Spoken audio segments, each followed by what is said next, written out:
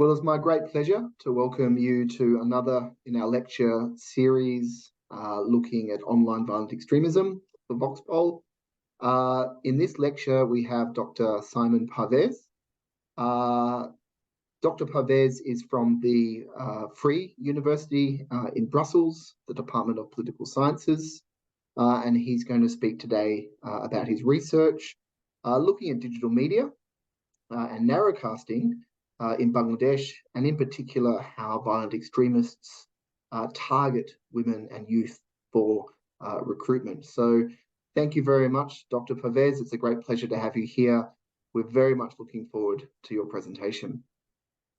Thank you so much, Julian, for inviting me, and thank you, VOX-Pol, for arranging this lecture series.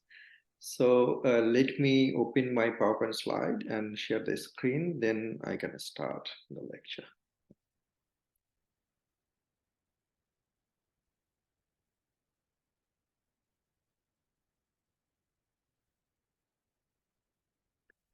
Okay, so today I'm going to talk about, as Julian already told you, about the digital media and narrowcasting with a particular focus on Bangladesh. So the research question here is how Bangladeshi violent extremists target women and youth for recruitment. So I'm Saimum Parvez from Vrije Universiteit Brussel.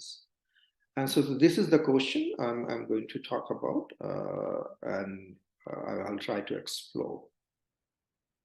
So in this presentation, there will be two sections. In the first section, I will give a brief background of violent extremism in Bangladesh so that you will get to know what are the dynamics and what are the active violent extremist organizations in Bangladesh.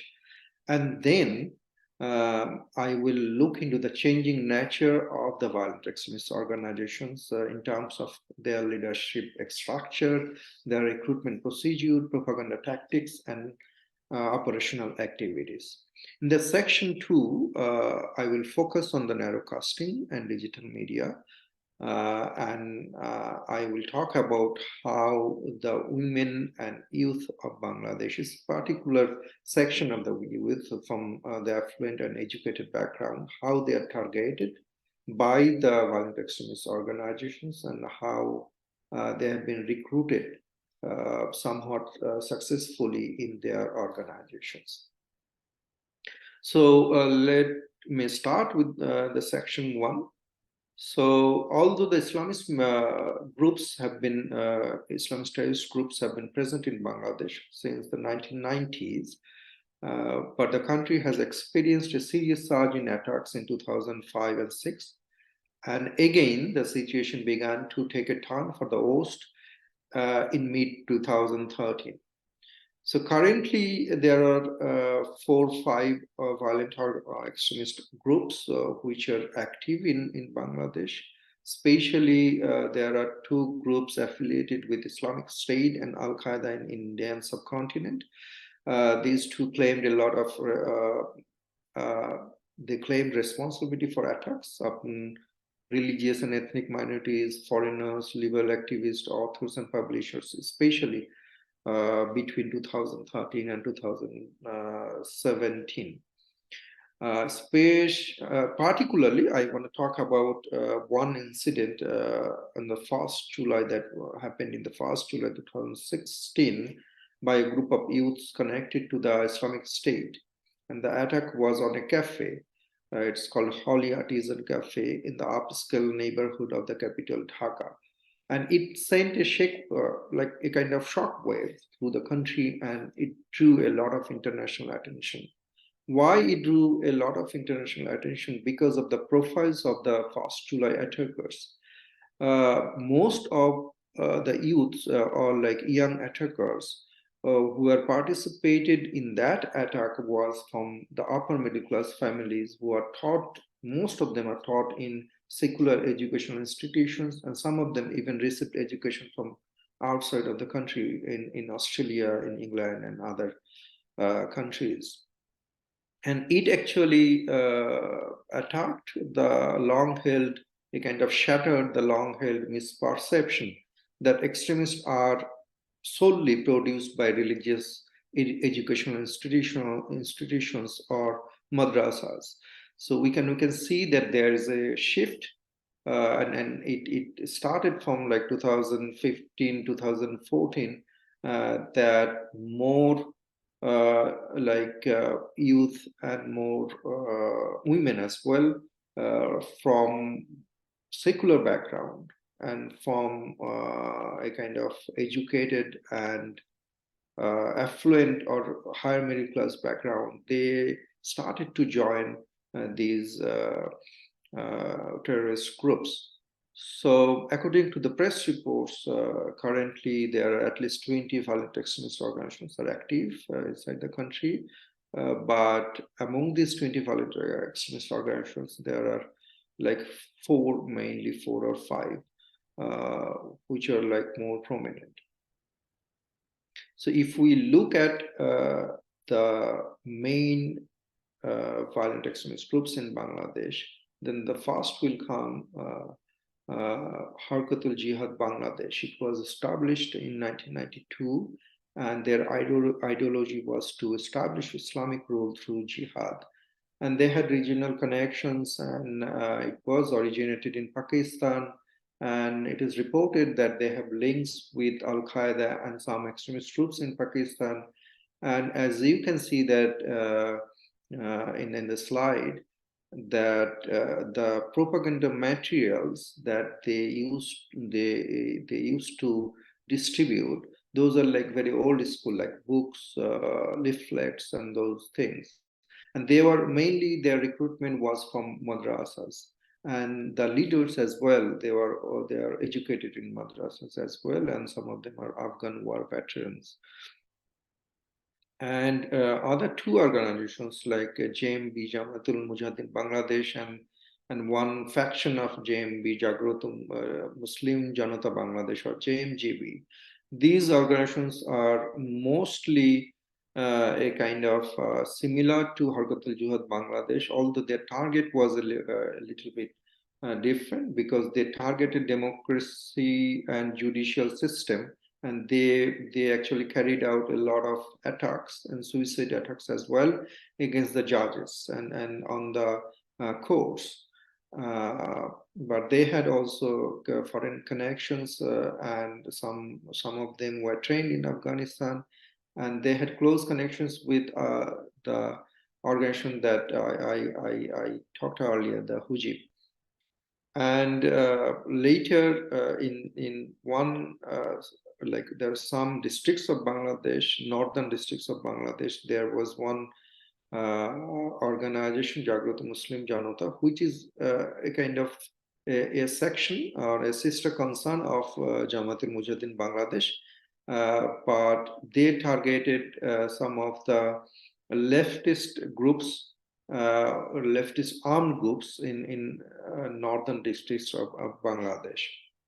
And they had close connection with another organization, Ahle Hadith Andolon Bangladesh, although it is disputed whether they were like directly connected or not.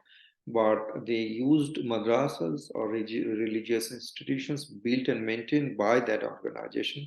And some of the top leaders of JMGB were from Ahle Hadith organizations as well. But later, these three we can call like old generation of the violent extremist groups in Bangladesh. But later, the new generational groups like Ansarullah Bangla Team, which was renamed as Ansar al-Islam and directly affiliated with Al-Qaeda in subcontinent. So this new generation group was more tech savvy. And in contrast to the JMJB or JMB and Hujib, these like recruiters or ideologues from ABT or Ansar Islam were not, all of them were not educated in religious institutions. A lot of them were educated in secular institutions, and they also focused new section of the society.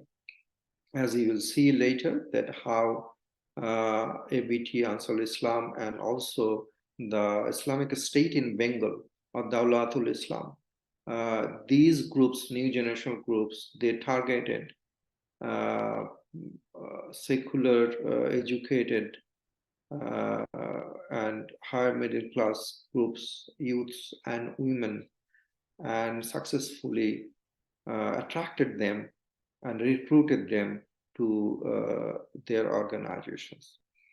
So the Dawlatul Islam was connected with Islamic State in Bengal, and also like Islamic State, the main organization in Syria and Iraq.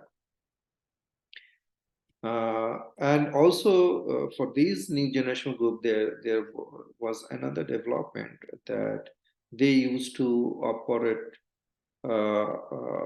more kind of in small groups. So I have observed that there are like 4 ways that these 2 types of violent extremist groups are different in their leadership structure, in their recruitment procedure, in their propaganda tactics, and in their operational activities. So the traditional groups who or JMB, they are more structured, centralized, and based in the madrasa. And their teacher, they are like ideologues, and their instructors or leaders, they were from those madrasas or religious educational institutions, and they are educated in those institutions as well. But the new generation groups like Ansar Islam or Islamic State Bengal are tech-savvy groups with connections with Al-Qaeda and Islamic State.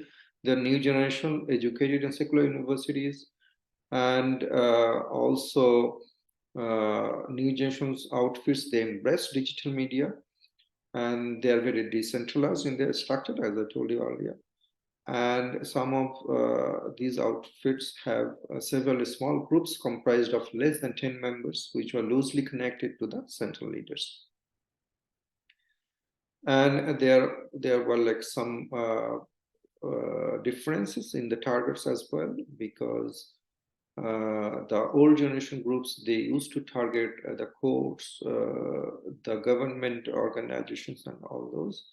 But the new generation groups were more into like individuals, like foreigners, atheists, bloggers, someone who is against Islam, like in their interpretation and all those things. So we can see that new generational groups, they actually specifically changed their targets, and they narrowcasted their targets. So the narrowcasting, as we know, that this is an act of targeting specific groups in Bangladesh, the youth and women. So the act of targeting specific groups based on their interests, gender, values, and give them a kind of tailored specific messages to them, to attract them and to recruit them. So the question is, does internet help violent extremists to narrowcast? And in existing literature, we have found that some scholars think that yes, they actually do.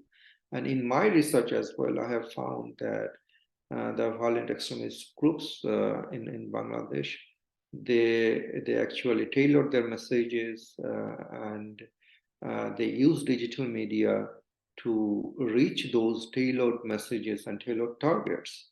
And they successfully increase the participation of the youths and young women in their violent extremist organizations. So I actually conducted both my PhD thesis, and later I also published with Justin Hastings, professor of University of Sydney. We co-authored, as you can see in the footnote, one article which was published in the Small Wars and Insurgencies, specifically on the role of digital media in female participation in terrorism in the case of Bangladesh. And we gathered data for my PhD thesis. I gathered data microdata on 370 Bangladeshi violent extremists. And those data was collected from document analysis and in-depth interviews. And I collected,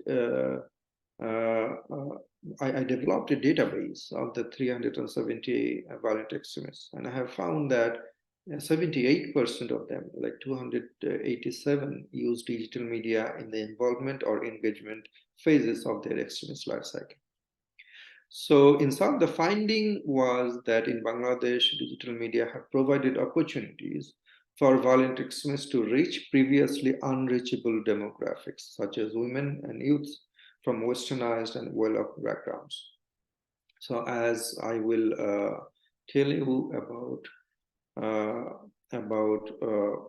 how actually the violent extremist groups, they narrowcasted and targeted their messages, tailored their messages to attract the westernized and well-off backgrounds youths. You will see that how the dynamics of the recruits and recruiters and how their interactions they changed, and the narrowcast it occurred in many cases.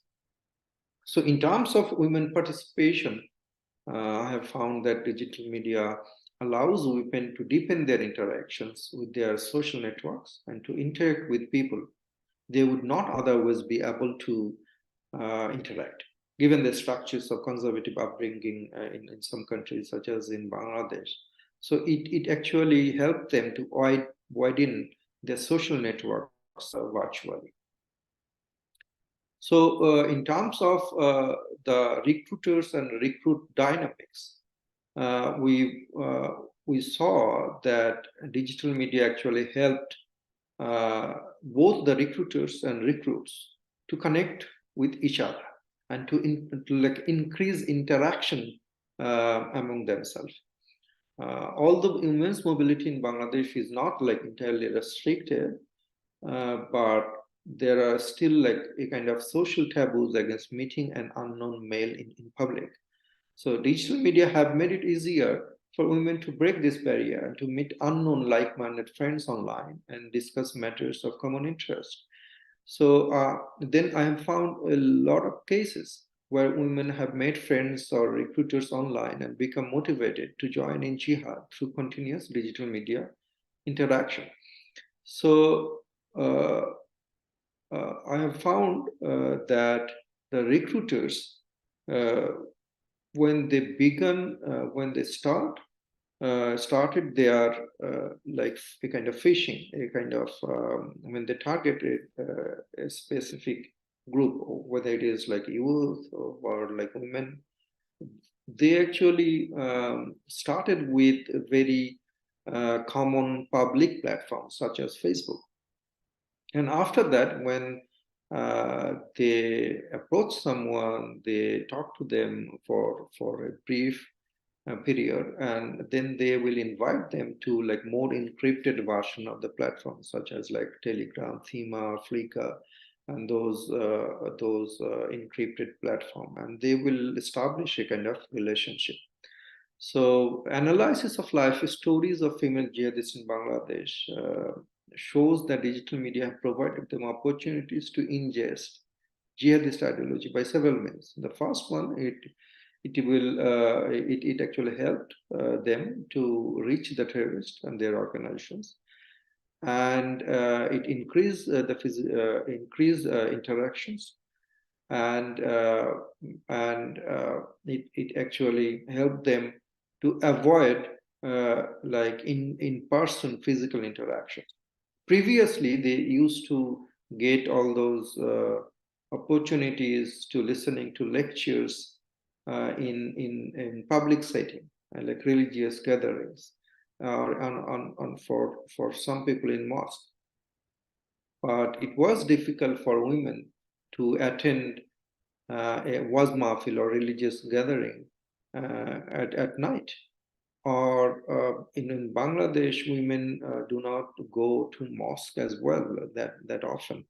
only like in some urban settings in Dhaka, in some other urban mosques, they are in those mosques like women go to pray, but otherwise mosque is a kind of male like place of male assembly.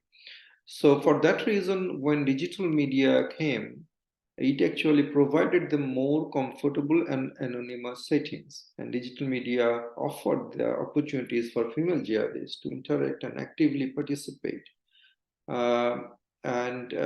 We also saw that interactions with completely unknown individuals on social media, and this is a kind of common trend, that they met completely unknown individuals on social media, and they were so close.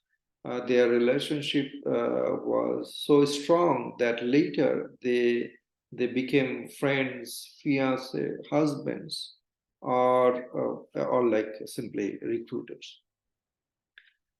So digital media actually helped them, the recruits, to reach the recruiters, and it helped them to get a lot of jihadi propaganda, to watch and read propaganda content on digital media. It helped a lot. But from the recruiter side as well, when they plan to recruit someone, digital media helped them to tailor their message, and it helped them how they will interact with the specific target. We also observe some other trends that in existing literature, there are some studies who argue that terrorism is, or like violent extremism is, a kind of male business, like it can very like male centric. And but the recent literature, we have found that many scholars, they have found that women actually participated in violent extremism with their own accord, with their own agency. And I have also found, when I analyzed the life stories of women violent extremists in Bangladesh, I have found profiles of women who have joined terrorist organizations of their own accord without the initial support from their male partners. I have found also cases where the women themselves actually motivated their male partners, their male friends, to join in violent extremism. So women also formed all-female jihadist cells, and in these cells, they mostly use digital media for recruiting other female members for these all-female jihadist cells and carrying on interactions in their group. As such, digital media has enabled women to become involved in terrorism through their own agency and more directly than was the case in the past. So the common patterns of these recruitments are that recruiters and recruits become acquainted through social media, mostly Facebook, as like the Facebook is the most popular social media handle or platform in Bangladesh. And then recruiters then befriend the recruits and motivate them to join jihad through continuous interactions on digital media. In some cases, recruiters meet the recruits in person, but I have found many cases where like recruiters didn't meet the recruit in person, but the entire motivation and recruitment phase is occurred online. I have found the cases like this as well. And then there are several cases where the recruiters, they acquainted with the recruits online, and after several months of interaction, they developed a kind of romantic relationship. And then their online relationship was so strong that they took decision to elope and marry, and both of them they join the couple. They join in jihadi organizations. So there are several cases where I have found that women, they were recruited via a foreign friend, and these foreign friends or like recruiters. They approach them via social media and establish relationships. They send a lot of jihadi materials, and gradually they these women, they developed a kind of interest in violent extremism. So and sometimes they don't actually go out of their house, and they don't flee from their family. They also stay and they work as a kind of hub or a kind of connection maker. So there's one case where I have found that they worked as IS recruiters. She opened 3 Facebook accounts and maintained regular contact with the leaders of the jihadi group. And she was also admin of a Facebook group, which boosted some like 80,000 members. So in this Facebook group, publicly, they didn't talk about jihad.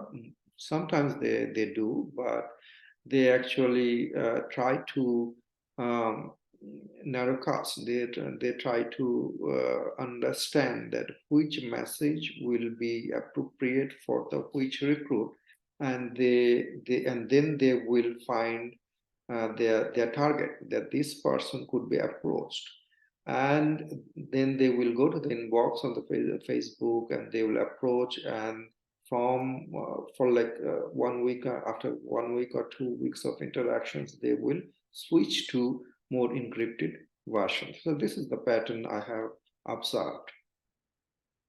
And then, as I told you, and in the previous slide, that there are cases where like recruits were reached, motivated, and recruited by the recruiters entirely over digital media. So the recruitment phase, there are ample cases where the entire recruitment phase, it happened online. So this is one group, like women are the one group. Another group is the youths. So this is one case of Nibras Islam, and he was one of the attackers of the Holy Artisan attack. And he was from well-off family, and he attended English medium private institutions. He went to Australia, or like Australia or Malaysia, Monash University in Malaysia, and he was a football player and all those things. But suddenly he became extremely religious, and he was like he severed all those relationships, cut up all the relationship with his friends, and he was missing for like 5 or 6 months, and after that he surfaced as the attackers of the Holy Artisan attack.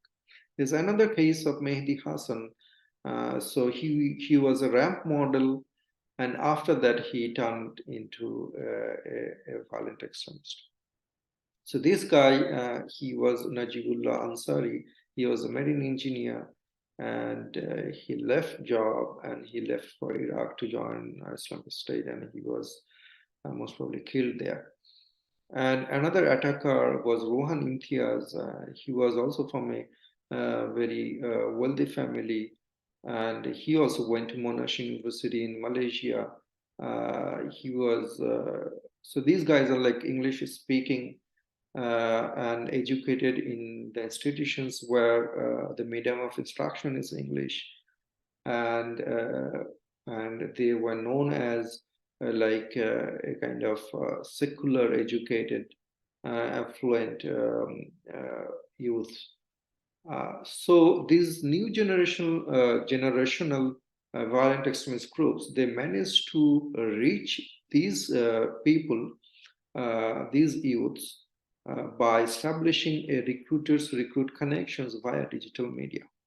So so for example, for the case of Nibras Islam, his role model was Jihadi John, the Jihadi John the infamous Jihadi John who was seen as the Islamic State warrior, or like Islamic State terrorist who slaughtered on a screen. Yeah, so you can see that these guys were kind of motivated to join in violent extremist groups by not the religious educated religious leaders or like imams, or not like sermons in the mosque. They were motivated by the people of globally known English-speaking preachers, or like globally known English-speaking terrorists.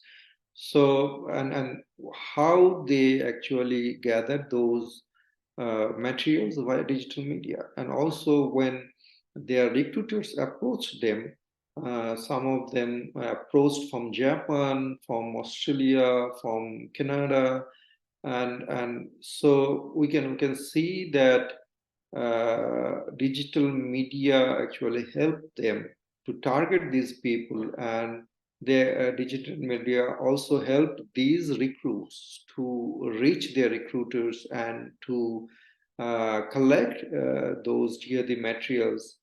And after they were exposed to those jihadi materials, they became a kind of sensitized, or a kind of motivated by those jihadi materials, or like recruiters. So also, as I mentioned earlier, that these groups were not very directly connected with the violent extremist groups. They were like small cells. There are small cells with 10 people, 12 people. And there was like one in Bangladesh called Boro Bhai, like senior brother. So one senior brother will maintain the connection with these youth groups, and they will stay together. They will have interaction with each other via digital media. And there's a common pattern that after before every attack, they used to disappear, and they used to live together for like 2 months, 3 months, 4 months, and they took the training, and they got to know each other, and they become kind of prepared to get involved in the attack. So as I observed in my research, that digital media helped to narrowcast, to kind of reach the specific target. In the case of Bangladesh, digital media helped to help the violent extremist organizations to reach the women and the youth, which were and these demographics were like previously unreachable. So digital media helped the violent extremist groups to reach these unreachable demographics, and it increased the number of recruits in their violent extremist organizations. So that was all for today. So these are the references, and thank you so much for listening to my lecture. Have a good day. Well, thank you. Back to Julian. Thank you very much, Saimum. That was fascinating. Shedding light on an important but often not discussed area of digital extremism in the Indo-Pacific region. I want to ask you a couple of questions about your presentation. And the first one I'd like to ask is a bit more about this pipeline from open sites, mainstream sites like Facebook, and then into the encrypted spaces such as Telegram. How does that begin, that pipeline? And I'm thinking of the role of propaganda in attracting people originally. Was it to particular Facebook groups, or Facebook pages of certain types? And was it there within those Facebook sites that person-to-person contact was being made, and then people were being individually groomed? What was the role of the propaganda early on, and how was that propaganda spread? Yeah, this is like very interesting question. Yeah. So the pipeline, how it actually operates. So there are like several Facebook groups. Yeah, the Facebook groups, and in those Facebook groups, so publicly they don't talk about terrorism. They don't talk about anything objectionable. So they talk about like the teachings of Quran. They talk about the Islamic values and all those things. But these groups, some of these groups, actually, these are a kind of fishing ground. Yeah. So they always, like the recruiters, they always look for their new recruits, and they look for who could be approached. Yeah, depending on the comments. Yeah, so that the comment of the possible recruits there, and then they will approach them in the inbox, that whether we can talk about it. Yeah. So these seemingly very neutral or a kind of non-objectionable Facebook groups and Facebook pages. So this is a kind of common trend that I have observed, that they approached these new recruits via Facebook pages and Facebook groups, and after that they will switch to the encrypted groups. Right, and so that leads me on to another thought that I had, which was I assume that the language is both Bengali and also English on these within these Facebook groups. And if the groups themselves are pretty innocuous in terms of their outward-facing representation, but it's the human interaction inside that's creating that pipeline. What's the history of Facebook being able to identify the problems within these groups and to moderate them and to take them down? You hear a lot from Facebook and the big tech companies about Rohingya issues or something like that in your region, but do they have the skills and abilities and language skills and nuance to be able to identify these groups and to shut them down?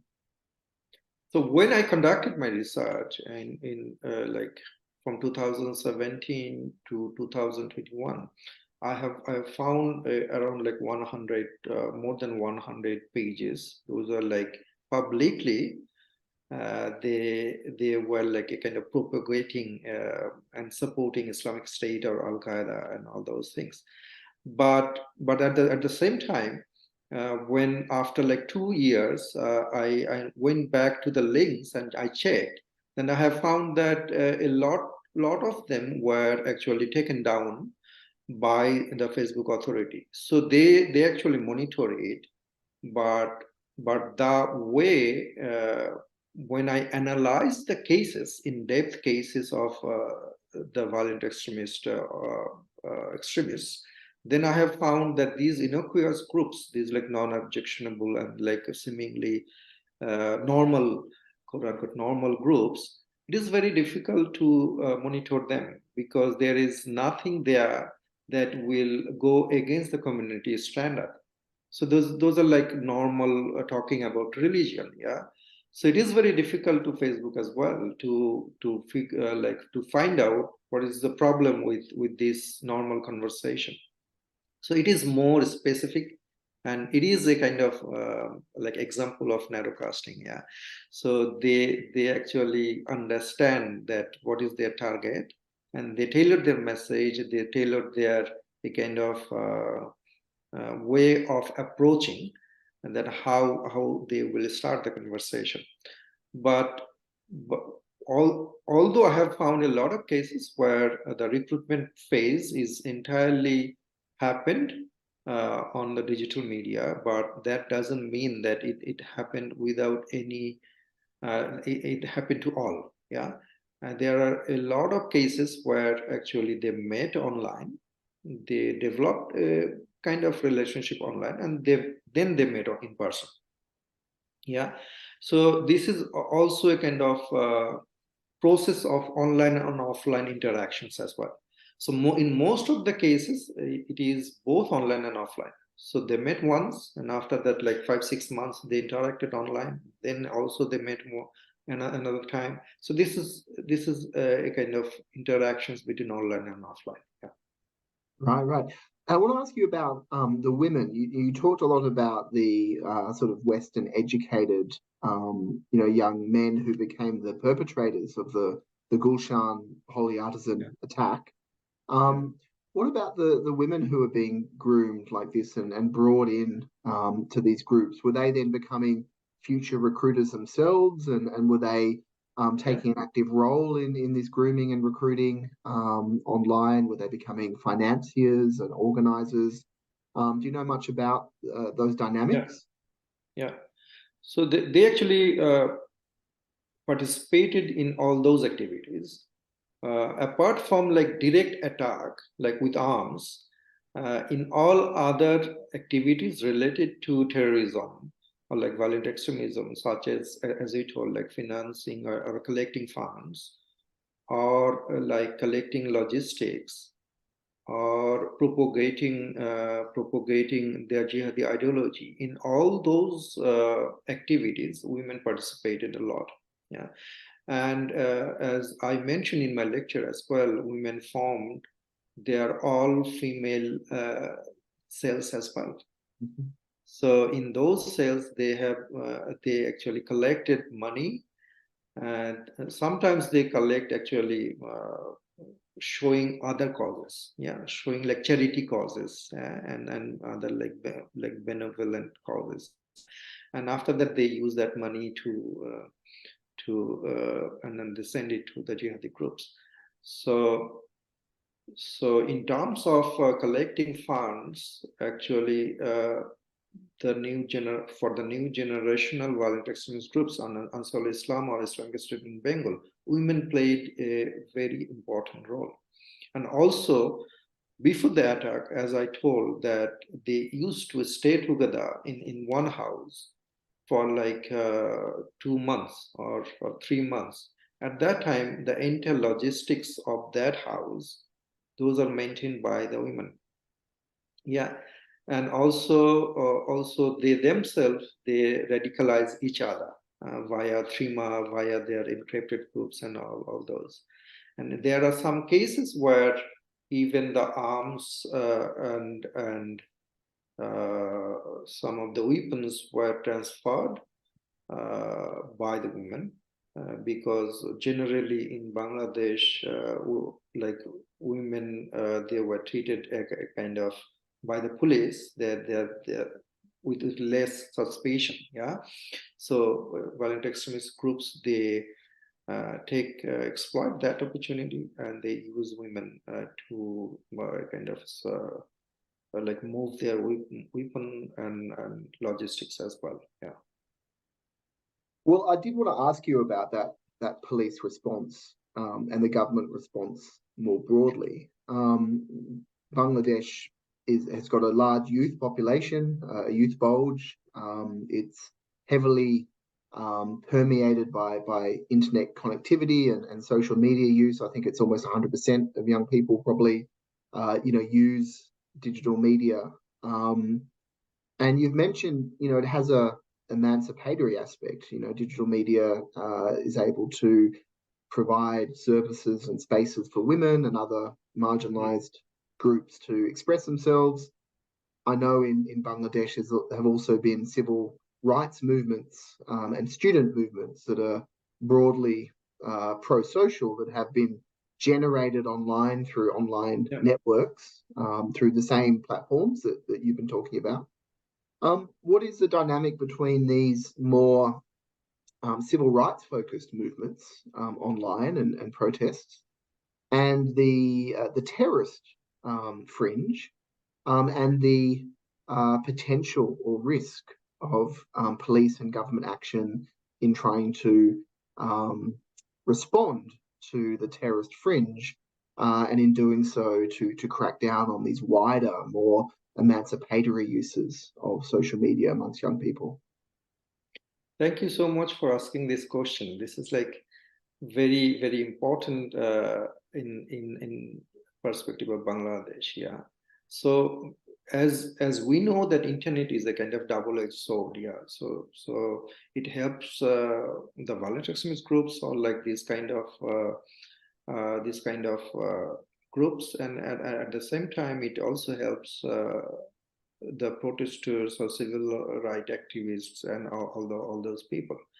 But in Bangladesh currently, for last two elections, like in 2014 and 2018, the elections were not fair, and also the government is a kind of authoritarian government in Bangladesh. So there are a lot of protest, pro-democracy protest going on in Bangladesh.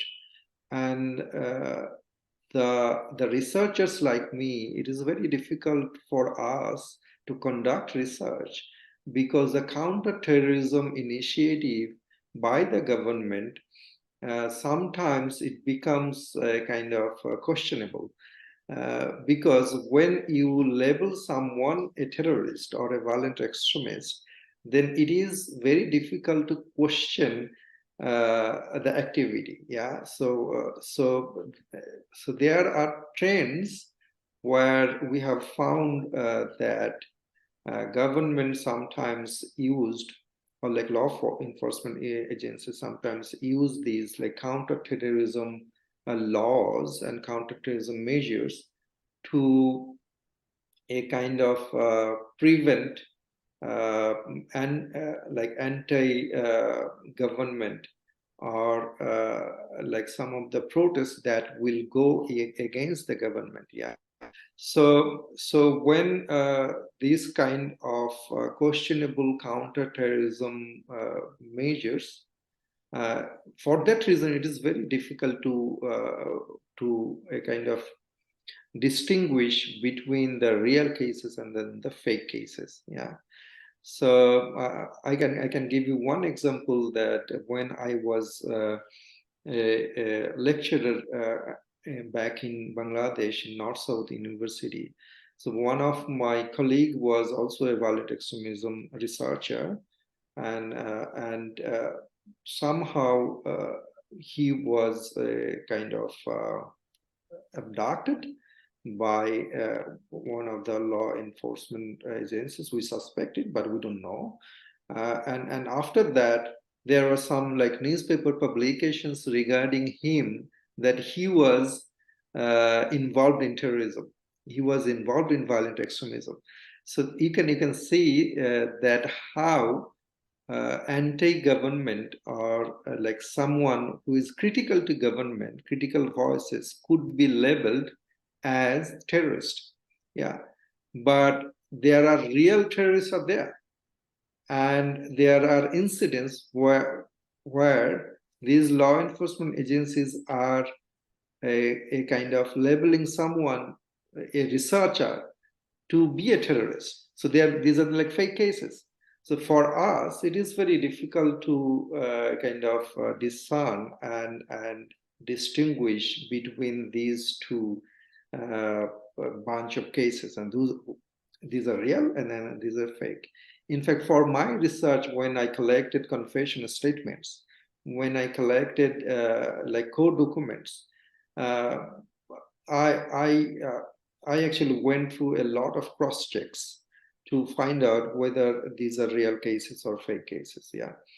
So it is digital media is actually providing opportunities for both the violent extremist groups and also the pro-democracy groups, civil rights activist groups, and all those. But government should like governments anti-terrorism or counter-terrorism policies should be transparent and should be by law, proper law, so that like they cannot label someone who is not a terrorist as a terrorist. Yeah. So this is very difficult for the researchers to conduct research in Bangladesh for these anomalies. Yeah. Thank you. Yeah, no, well, thank you very much for that. My last question is really around what has changed since your data collection and your research. It's been, I think, a year or two now since your project finished, and you're based in Europe now. Yeah. Are you still monitoring these issues in Bangladesh, or issues amongst maybe the Bengali diaspora in other parts of the world? And what sorts of trends have you seen in the last couple of years, and where are things heading in Bangladesh and amongst the Bengali diaspora in terms of digital media, extremism, and terrorism? Yeah. So, like other geographical regions of the world, in Bangladesh as well, the ups and downs of terrorism, the increase or decrease of the terrorist incidents, it actually depends on the international politics and the international development as well. So with the decrease of incidents of violent extremist groups and activities of Islamic State and Al-Qaeda, the number of violent extremism incidents in Bangladesh is also decreased. Yeah. So now although like the law enforcement agencies, they claim that there is no terrorism in Bangladesh, it is not the case. They are active, but they are playing a kind of passive role, and they are a kind of dormant at this moment. But we have seen a kind of lack of democratic values and lack of trust in democracy in Bangladesh, and also we have seen that in the diaspora community who are living in London or in Rome, in other like a large concentration of Bangladeshi migrants, we have seen that the conservativeness has increased. Yeah. So, but we should not make a very like quick correlation between conservative interpretation of Islam or conservative practice of Islam and terrorism. We should not, because this is not like entirely proven that if a person is like very religious, he will be kind of sympathetic to terrorism. No, not that. But yeah, but this is a trend that we have been observing, that like visible social Islam is more kind of prominent in Bangladesh. One example, like wearing hijab. So in 20 years before, it was not that common in Bangladesh, but now younger generation, even like middle age, they were you will see a lot of people like women who are wearing hijabs in Bangladesh. So this trend has increased, but there are like the other researchers as well that there are some other reasons, other factors why it has increased. So this is not like a very simple to say that like the violent extremist appeal for the violent extremist, it has increased or decreased. It is there. There are some elements there, but the number of attacks, it has been decreased over the last 4 or 5 years. Yeah, thank you. Well, Dr. Parvez, it's been absolutely fascinating listening to you and talking to you now. And I just want to thank you very much on behalf of the whole VOX-Pol network and everybody listening to this for sharing your research with us and your time. It's been enlightening. So thank you very much. Yeah, thank you so much, Julian, for inviting me, and thank you, VOX-Pol, for arranging this lecture series and giving me opportunity to talk about my research. Thank you. Thank you.